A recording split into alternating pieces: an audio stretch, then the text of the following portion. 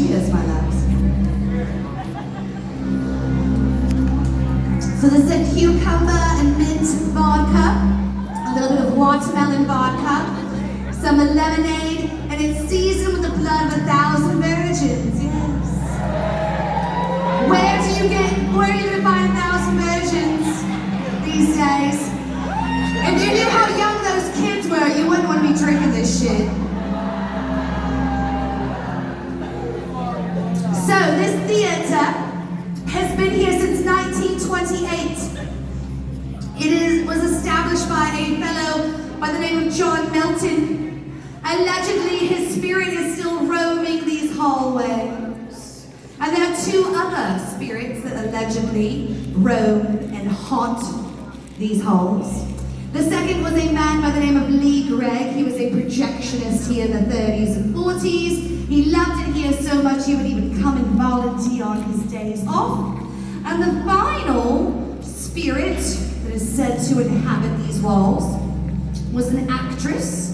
It was said that she performed here, and her performance was so poor on this very stage that she was convinced her career was over. She went downstairs into the basement and she gave herself a lot of opium, never woke up, and she's been here ever since, my friends. Yes, yes.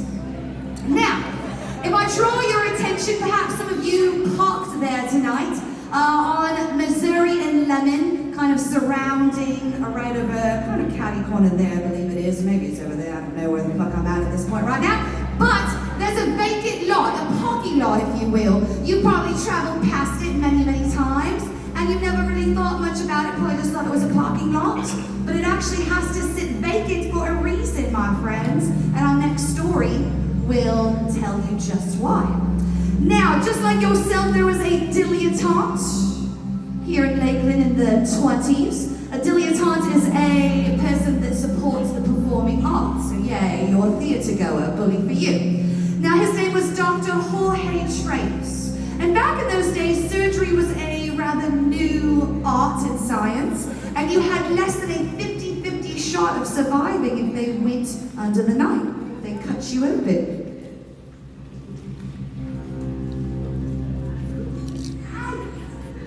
So, you only had a 50-50 shot of living. If Dr. Jorge Trace was your surgeon, you had over a 67% chance of surviving that surgery, and he would leave behind very, very minimal scarring, and he earned the nickname around town of the Stiff Hand Man. Very dedicated to his medical studies, very hard-working individual. The only thing he liked to do more than work hard was play hard.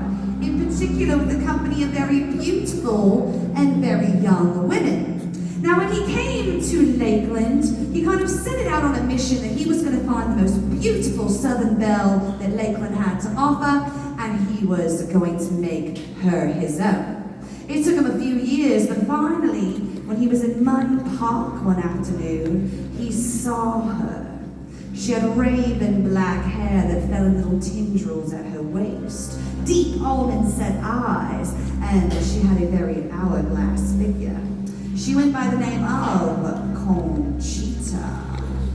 And the moment that Dr. Trace and Conchita locked eyes, they instantly fell in love, and they shared a brief courtship. After a few weeks' time, he sat her down.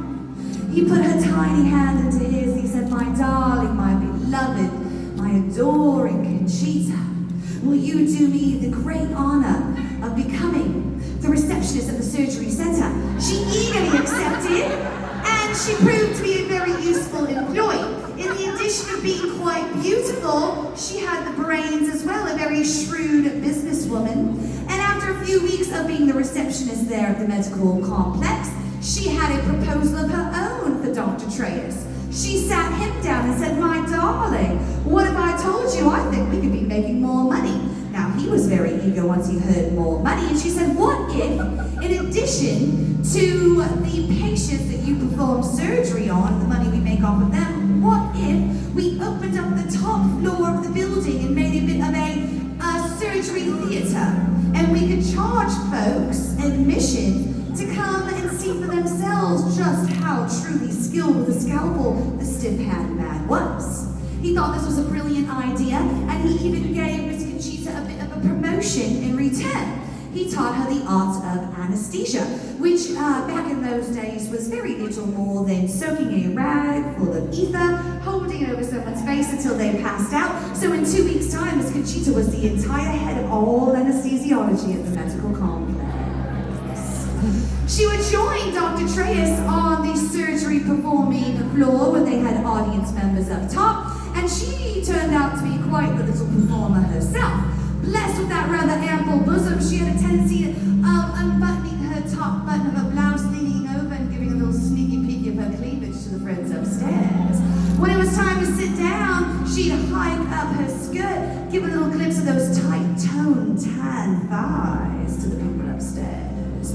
People came from far and wide to see the stiff-hand man, but all too often they were leaving the performances with a bit of stiffness of their own.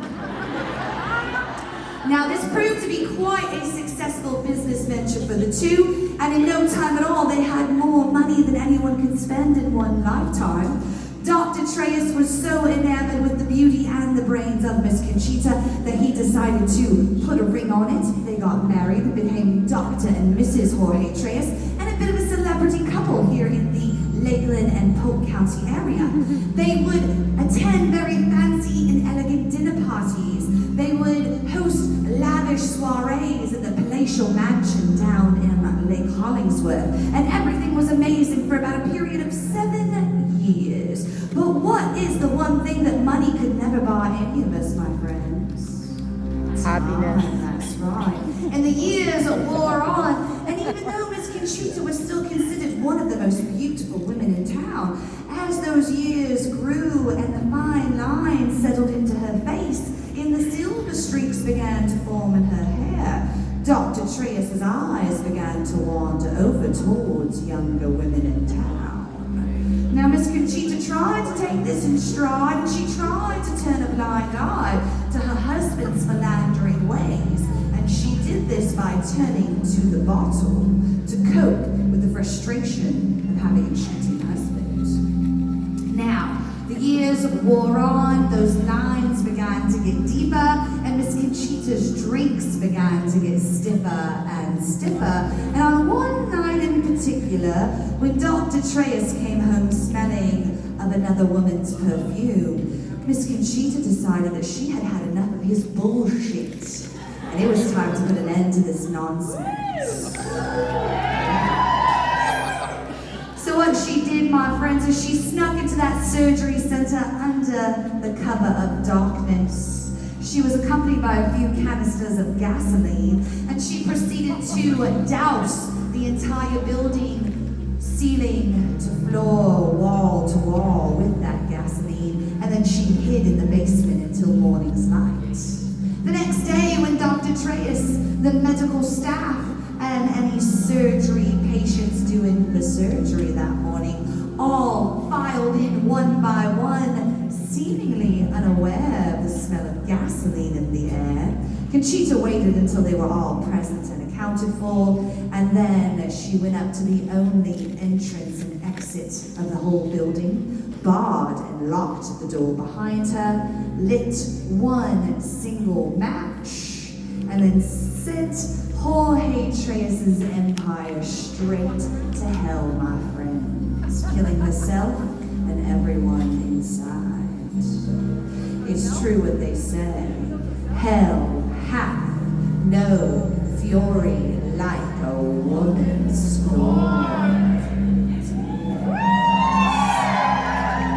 Now I will say that when we are in the South, the ladies really get into this story, so any man here, do not cheat on your lady, your testicles will be in her pocketbook in no time flat, my friends. Now, this fire was actually just the bit of a quandary for the city of Lakeland. Now, when a lot of death has happened on a public land, you cannot then sell that land in the public sale until every last bit of human remains has been categorized and removed. With a fire of that magnitude and that many souls lost inside of it, 36 to be exact, Well, my friends, they were finding charred bone and tooth for at least 50 years. So finally they just gave up, paved it, and now it's a parking lot forevermore. Another thing about untimely tragic deaths is those souls tend to get a little bit trapped in that area, if you will. So if you're open to it, perhaps we can contact some of those lovely individuals, yes?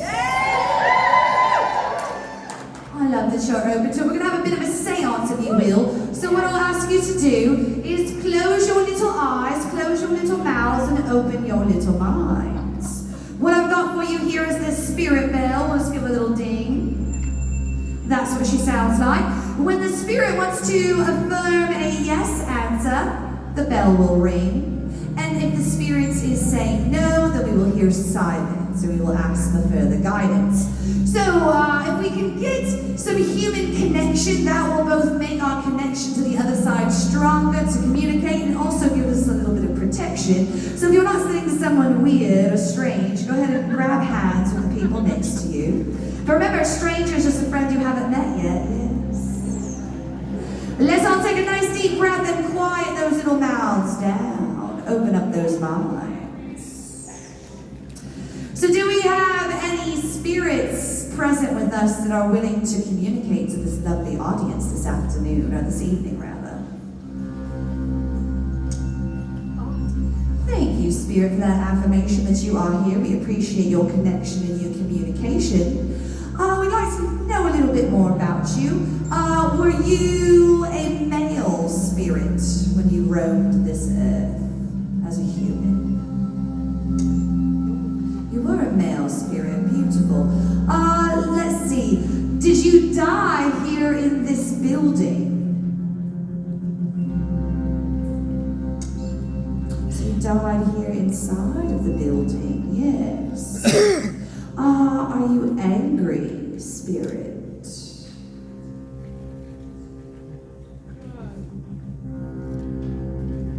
All right, we got a friendly ghost. Very nice, very nice. We appreciate that.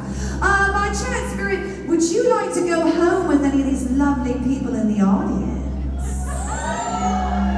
Now, darling, you wish you were sexual. No, they would go home and eat your soul, all right? Eat your children's souls. It's not like that. It's so much deeper. I do believe I'm hearing a little bit of a bell. I think they do want to go home with one of you tonight. So maybe beware that you're not bringing back any uninvited spiritual hitchhikers with you to your home. We appreciate your communication, my spirit. Thank you so much. Your next cocktail is going to be coming out. It's a rum-based concoction. It's got cherry and dragon fruit